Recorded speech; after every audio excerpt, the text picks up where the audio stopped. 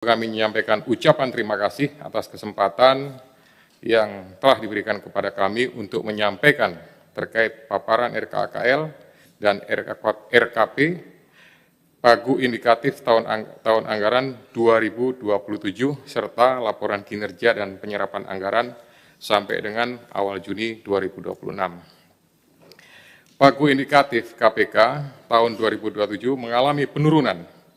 Jadi kami langsung bahwa ada penurunan sebesar 349 miliar atau 22% dibandingkan DIPA tahun anggaran 2026. Jadi pagu indikatifnya adalah 1,23 triliun. Dari pagu indikatif sebesar 1,23 triliun ini dialokasikan untuk beberapa program. Yang pertama dukungan manajemen, kemudian untuk kegiatan-kegiatan pelaksanaan tugas dan fungsi teknis yang ada pada program pencegahan dan penindakan, yaitu baru mendapatkan alokasi sebesar 9,3 miliar. Jika dibandingkan berdasarkan jenis belanja, yaitu sebesar 1,31 miliar, ini dialokasikan untuk belanja pegawai. Sedangkan untuk belanja barang sebesar 201,7 miliar. Pimpinan dan anggota Komisi 3 yang kami hormati, tentu kami mencermati arahan Bapak Presiden pada saat pelaksanaan konsolidasi program makan bergizi gratis tanggal 3 Juni di Sentul. Beliau memberikan sebuah statement berapapun yang dibutuhkan. Oleh karena itu tentu berkaitan dengan pernyataan tersebut, ini akan relevan dengan permintaan yang kami usulkan atau pengusulan tambahan terhadap Pagu 2027 sebesar 762,30 miliar. Usulan tersebut... Pak Ketua, sebentar sebelum lanjut. Siap. Jadi Bapak cuma ngajuin 762 nih ya? Kami tidak muluk-muluk, kami sesuaikan dengan kebutuhan saja, dengan pertimbangan bahwa pastinya untuk kegiatan dalam rangka unit kerja penindakan, kemudian pencegahan, termasuk juga koordinasi supervisi dan pendidikan peran serta masyarakat. Tapi saran saya Pak, saran nih. Siap. Karena Pak Presiden udah ngomong Pak. Jadi kalau Bapak tampilin di paparan tadi, kan minta berapa aja dikasih. Pak, majuin 5T Pak. Tanggung Pak. Iya. Nanti kalau Pak Presiden nggak kasih, kita videonya kita buka terus nanti supaya Pak Presiden ngasih buat KPK setara dengan kejaksaan nanti anggarannya. Setuju nggak kita teman-teman? Siap. Ya, terima kasih pimpinan. Jadi ini sudah kami hitung-hitung sebenarnya.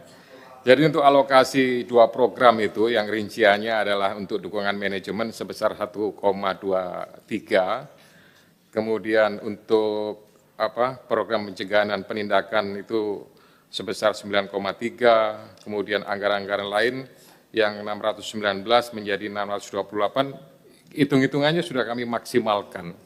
Artinya begini, kalau misalkan ini pengalaman 2026, kalau 2026 itu kan ada pengurangan, ada penajaman. Kami kalau misalkan tidak ada penajaman, itu juga sangat mendukung. Jadi harapannya dengan penambahan yang 762 itu, ini sudah bisa mengakomodir. Nanti yang lain-lain seperti adanya untuk dukungan pegawai negeri yang baru atau CPNS yang sudah diangkat, sudah disumpah, itu sudah ada mekanisme lain yang sudah kami usulkan ke Kementerian Keuangan. Kemudian kami lanjutkan dari sisi kategori prioritas nasional dan pelaksanaan tugas KPK. Yang pertama adalah dukungan prioritas nasional sebesar 67 miliar dan pelaksanaan tugas KPK sebesar 695,23 miliar. Jadi merujuk pada lampiran 3 Perpres tentang RPJMN, ini juga sudah kami sesuaikan dengan Akta Cita. Ya, meskipun demikian ada prioritas-prioritas nasional yang diampu oleh KPK yang alokasi anggaran memadai pada pagu indikatif di 2027. Untuk mendukung prioritas, ini ada tambahan anggaran sebesar 67, kami kategorikan pada 4 kategori. Ada rekomendasi kebijakan anti korupsi seperti pengembangan digitalisasi, All Machine Learning LKPN, dan aplikasi deteksi kecurangan pada layanan strategis sebesar 7,9. Kemudian pencegahan dan pendidikan anti korupsi untuk kampanye, pelatihan integritas ASN, APH 46,13. Kemudian penindakan, ini kebutuhannya kalau tidak ada pemotongan hanya 7,49 miliar. Semua karena disesuaikan dengan kemampuan sumber daya manusia yang tersedia dari mulai penyelidik, kemudian penyidik sampai dengan penuntutan. Kemudian untuk sistem informasi, ini rekomendasi kebijakan pemenuhan kewajiban untuk aksesi konvensi anti-suap atau OECD. Ini yang kami berterima kasih banyak dari anggota Komisi 3 yang hadir setiap kali kami menghadirkan atau melaksanakan kegiatan pembahasan OECD. Ini sebesar 5,50 miliar. Kemudian untuk penyelenggaraan tugas dan fungsi KPK dalam rangka pencegahan, ini ada 695,23 miliar, semuanya berhubungan dengan penindakan dan eksekusi, kemudian juga untuk pencegahan dan monitoring, kemudian pendidikan dan peran serta masyarakat, terus informasi dan data, juga kegiatan koordinasi dan supervisi, serta dukungan manajemen. Ini sudah komplit semuanya yang kami butuhkan, sehingga angkanya yang seperti kami sebutkan di awal. Pimpinan dan anggota Komisi 3 yang kami hormati, tentunya kami berharap bahwa kebutuhan anggaran 2027 ini dapat dipenuhi seluruhnya. Jika memang masih diperkenankan, atau memang tadi disampaikan oleh pimpinan bahwa disetujui, kami akan coba untuk revisi kembali, tapi tentunya kami juga tidak mau mengada-ada, tidak mau terlalu membesarkan, karena ada seperti yang pernah disampaikan oleh Pak Fitro, itu juga jalurnya pengajuannya secara Bappenas, itu juga dalam proses, tinggal nanti minta dukungan untuk kelancaran pada saat di Banggar.